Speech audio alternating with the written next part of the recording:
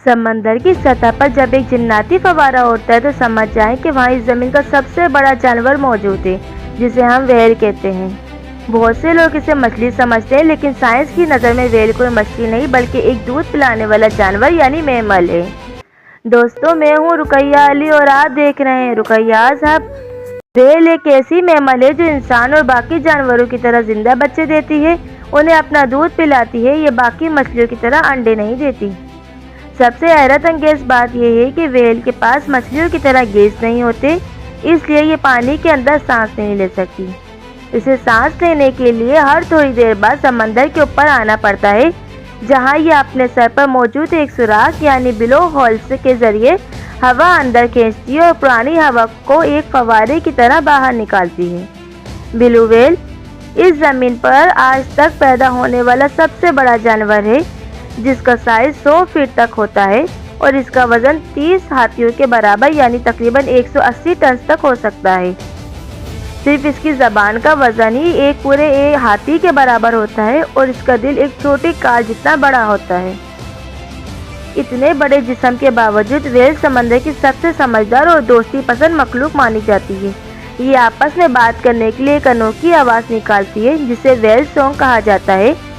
ये आवाज़ें समंदर में हज़ारों मील दूर तक सुनाई देती हैं। इन्हीं के ज़रिए ये एक दूसरे से राब्ता करती हैं और रास्ता ढूंढती हैं।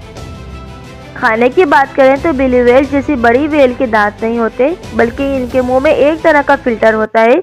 ये एक ही बार में टन्स के हिसाब से पानी अपने मुंह में भरती हैं और छोटे छोटे झींगों को फिल्टर करके खा जाती हैं। व्हेल्स हमारी तरह मुकम्मल तौर पर नहीं सो सकती। अगर वो पूरी तरह सो जाएंगी तो सांस ना लेने की वजह से डूबकर मर जाएंगी।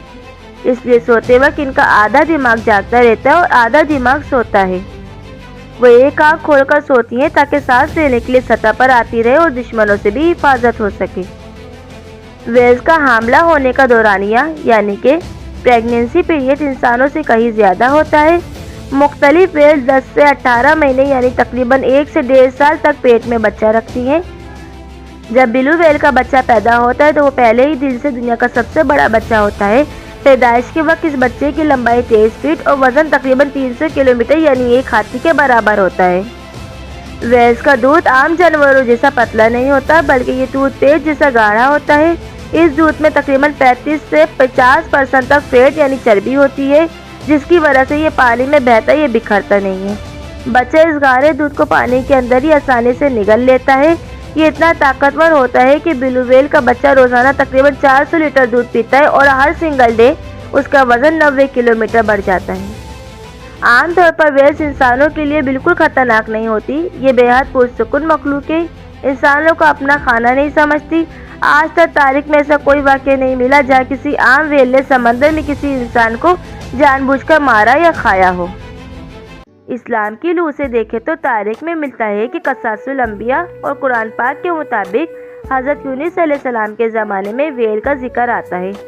जब हज़रत यूनुस अलैहिस्सलाम को समंदर में डाला गया तो अल्लाह के हुक्म से एक बहुत बड़ी मछली, जिसके बारे में मुसफ़्फ़िरीन फरमाते हैं कि वो व्हेल ही थी, ने उन्हें निगल लिया था। अल्लाह का हुक्म था कि वो मछली हज़रत यूनुस अलैहिस्सलाम को कोई नुकसान नहीं पहुँचाएगी और ना उनका गोश्त खाएगी और ना हड्डियाँ तोड़ेगी। हज़रत यूनुस अलैहिस्सलाम ने उस मछली के पेट में कई दिन तक जिंदा रहे और वहाँ उन्होंने अल्लाह की तस्बीह बयान की, जिसके बाद मछली ने उन्हें सहारावी किनारे पर उगल दिया। पुराने ज़माने में व्हेल्स का बेतहाशा शिकार किया गया था, जिसकी वजह से इनकी तादाद बहुत कम रह गई थी। अब इनके शिकार पर पाबंदी है। अगर तमाम छोटी बड़ी व्हेल्स और डॉल्फिन्स के ख़ानदान को मिलाया जाए तो दुनिया में इनकी कुल तादाद कुछ लाखों में ही बची है।